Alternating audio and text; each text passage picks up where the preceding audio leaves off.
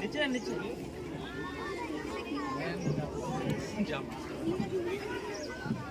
झंडे को सलामी दो।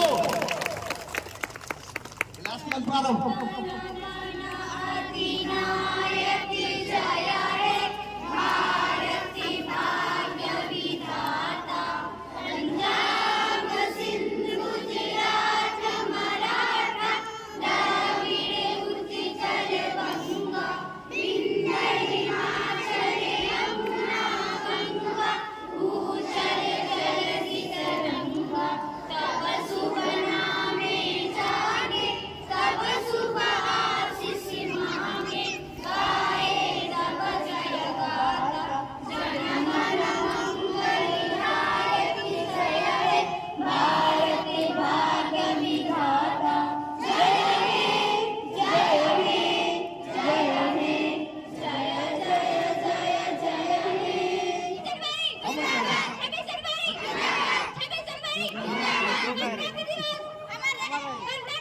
अमर रहे किधरों नहीं भूलेगा। अमर रहे अमर रहे अमर रहे अमर रहे अमर रहे अमर रहे अमर रहे अमर रहे अमर रहे अमर रहे। आज देश के इस 75वें गणतंत्र दिवस में उत्क्रमित उच्च विद्यालय दो मोहाली के प्रांगण में उपस्थित विद्यालय प्रबंधन समिति के अध्यक्ष उपाध्यक्ष तमाम सदस्यगण, उपस्थित ग्रामीण एवं प्यारे बच्चों, सभी को इस गणतंत्र दिवस के अवसर पर विद्यालय परिवार की तरफ से हार्दिक हार्दिक अभिनंदन। ये इतिहास काफी लंबा है। गणतंत्र दिवस हर वर्ष 26 जनवरी को देश के संविधान लागू होने के उपलक्ष्य में हम लोग मनाते आ रहे हैं।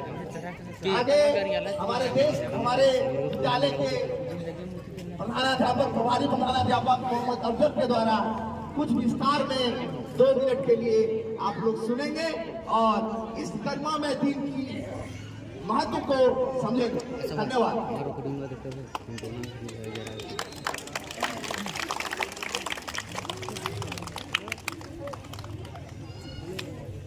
टीचर और यहाँ पे मौजूद विलेजर्स, ग्रामीण वासियों और प्यारे बच्चों,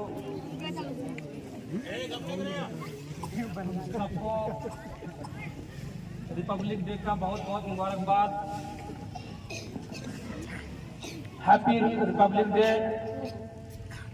गणतंत्र दिवस की सबको शुभकामनाएं।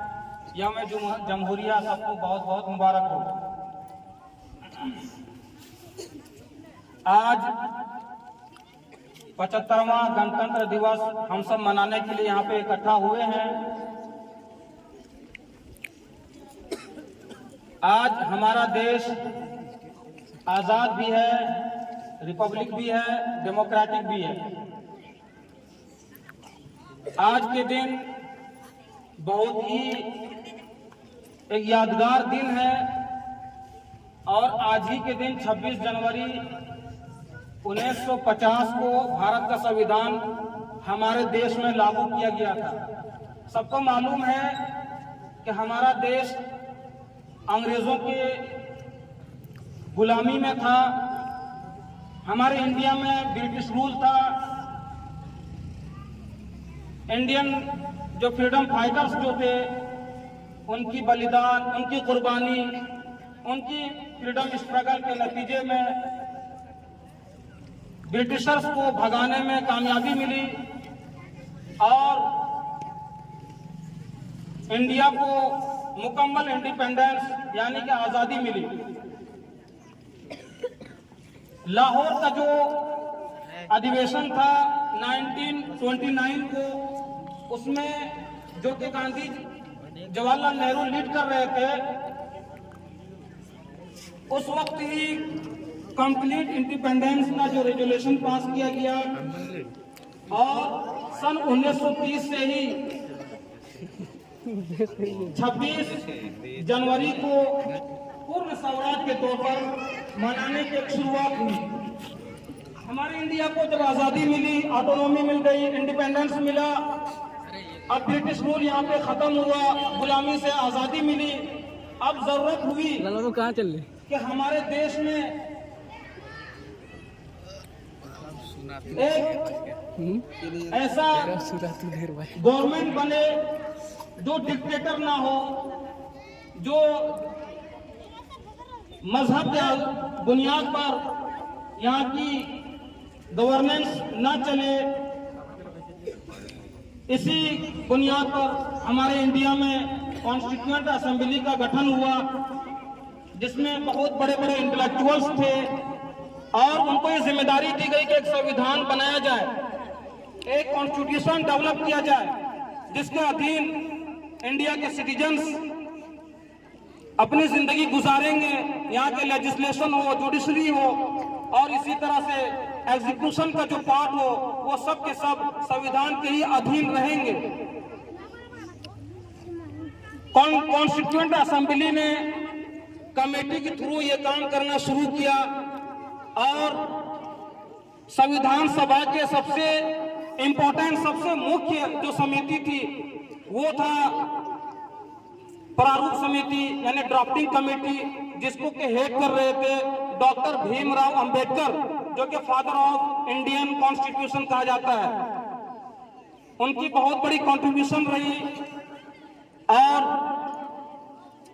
3 साल 2 साल 11 महीने 18 दिन की एक लंबी जद्दोजहद और एक कठिन मेहनत के बाद जो है ठीक आज से 2 महीना पहले 26 नवंबर 1949 को इंडियन कॉन्स्टिट्यूशन की ड्राफ्टिंग कंप्लीट हुआ और इंडिया के संविधान में हस्ताक्षर किए गए, सिग्नेचर हो गया। लेकिन 2 महीने के बाद 26 जनवरी 1950 को संविधान पूरे देश के अंदर लागू कर दिया गया और फिर हमारे देश में डिक्टेटरशिप खत्म हो गई।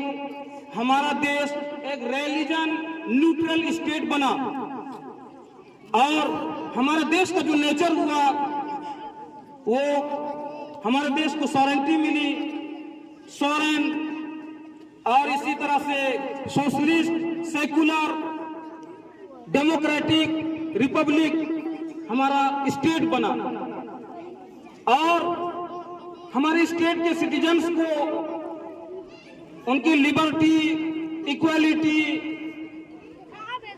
और डिग्निटी को मेंटेन करने के लिए संविधान में बहुत सारे प्रावधान रखे गए। संविधान के जो प्रियम्बल है, प्रस्तावना है, उसमें वो सिक्योर किया कि सिटीजन्स को जस्टिस मिले, पॉलिटिकल जस्टिस हो, इकोनॉमिक जस्टिस हो, इसी तरह सोशल जस्टिस हो, यानी किसी रेस के आधार पर, रिलीजन और कास्ट की बुनियाद पर, लैंग्वेज की बुनियाद पर, बर्थ प्लेस की बुनियाद पर कोई डिस्क्रिमिनेशन नहीं होगा, सबके साथ इक्वलिटी होगी। इसी तरह रिलीजियस फ्रीडम के राइट्स दिए गए, थॉट्स के, एक्सप्रेशन के, स्पीच के, इसी तरह बिलीफ और फेथ, वर्शिप की मुकम्मल आजादी दी गई। आदमी जिस मजहब को, जिस धर्म को, जिस रिलीजन को चाहे वो फॉलो कर सकता है, प्रोफेस कर सकता है, प्रोपगेट कर सकता है, प्रमोट कर सकता है, किसी तरह की कोई रेस्ट्रिक्शन नहीं रहा। और हमारे स्टेट के गवर्नमेंट को जो है वो डेमोक्रेसी के आधार पर बनाने के लिए कॉन्स्टिट्यूशन ने बात ही किया और रिपब्लिक के मान ही होता है government is to the people, of the people, for the people.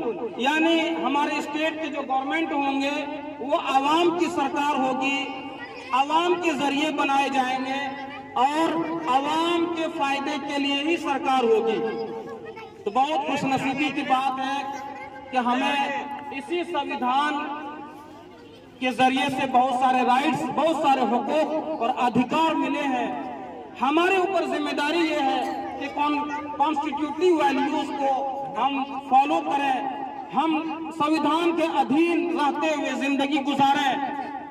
संविधान की वैल्यूज को हमें इग्नोर नहीं करना चाहिए और हमें संविधान ने जो राइट्स दिए हैं उसको एंजॉय करते हुए हमारे ऊपर जो ड्यूटीज है, जो हमारी रिस्पॉन्सिबिलिटी है, उसको भी फॉलो करते हुए अगर हम जिंदगी गुजारेंगे तो संविधान को हमारे जरिए से एनर्जी मिलेगी, हम संविधान को प्रोटेक्ट करेंगे और फिर संविधान हमारे राइट्स को प्रोटेक्ट करेगा। तो हमारी ड्यूटीज क्या है? हम पब्लिक प्रॉपर्टी को नुकसान न पहुंचाएं, हम नेशनल एंथम की रिस्पेक्ट करें और इसी तरह जो पब्लिक की जो चीजें हैं उसकी हमें रिस्पेक्ट करनी चाहिए ताकि स्टेट के अंदर कम्युनल हार्मनी बनी रहे, पीस बनी रहे, प्रॉस्पेरिटी हो, खुशहाली हो और फिर हमारा संविधान और मजबूत हो और हमारा देश प्रोग्रेस कर पाए, हमारे देश के अंदर डेवलपमेंट हो, हमारे देश तरक्की करे। क्योंकि हमें जो संविधान मिला है वो बहुत ही इनलाइटेंड, बहुत ही प्रोग्रेसिव, लिबरल और मॉडर्न संविधान हमें दिया है, जिसकी वजह से कॉन्स्टिट्यूशन मेकर को हम सैल्यूट करते हैं, थैंक यू कहते हैं, उनको हम सलामी देते हैं, जिसकी वजह से हमारे सारे राइट्स एंश्योर किए गए। एक शेर के साथ मैं अपनी बात खत्म करूंगा जो बहुत ही बच्चों को इंस्पायर करने वाला है। एक इंस्पिरेशनल शायरी है कि गिरते हैं शाहसवार ही मैदान जंग में, गिरते हैं शाहसवार ही मैदान जंग में, वो तिफल क्या गिरेगा जो घुटनों के बल चले। धन्यवाद, थैंक यू।